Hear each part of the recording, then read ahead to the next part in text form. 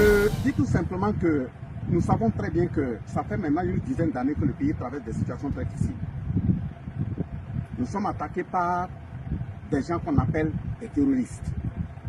Et ces terroristes souvent ont des complicités dans les différents villages, dans les différentes familles.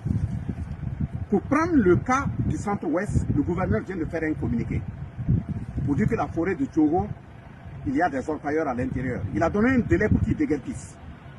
Mais nous sommes sûrs que dès lors qu'il y a des complicités dans le village, il y a des complicités dans le centre-ouest, des gens peuvent, en quittant la forêt, amener des ennemis chez eux, aller les cacher, afin qu'après ce délai, ils aillent encore poser des actes.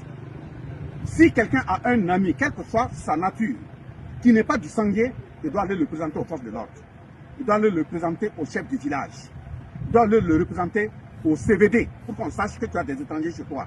Au cas contraire, toute personne qui va s'en prendre à la localité, ou bien un type de la localité qui va être un complice, pour aller héberger des gens qu'il ne connaît pas, parce qu'il a besoin d'argent, si nous mettons la main sur lui, nous allons le travailler copieusement. Chacun comprend ce que veut dire travailler. Nous, ce que nous avons pris comme engagement, à partir de 2024, cette crise terroriste doit finir dans notre pays. Celui qui se laisse héberger des étrangers, parce qu'il veut de l'argent, parce qu'il veut autre chose, contre le pays, si on met la main sur toi, dans le centre-ouest, tu ne vas pas t'en sortir. Et nous prévenons toutes les familles. Si vous avez un frère qui fait du n'importe quoi, il faut le dénoncer.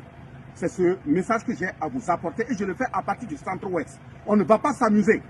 Il n'y a pas de raison de dire le communiqué du gouverneur a dit aux gens de quitter la forêt. Ils ont quitté, ils vont aller héberger et loger chez des ennemis internes et puis après réintégrer la forêt. Si on attrape quelqu'un qui a hébergé un étranger qui ne s'est pas signalé, ni au CVD, ni au chef du village, ni aux forces de l'ordre, si on te prend en tant que ressortissant du Sangué, tu ne vas pas t'en sortir.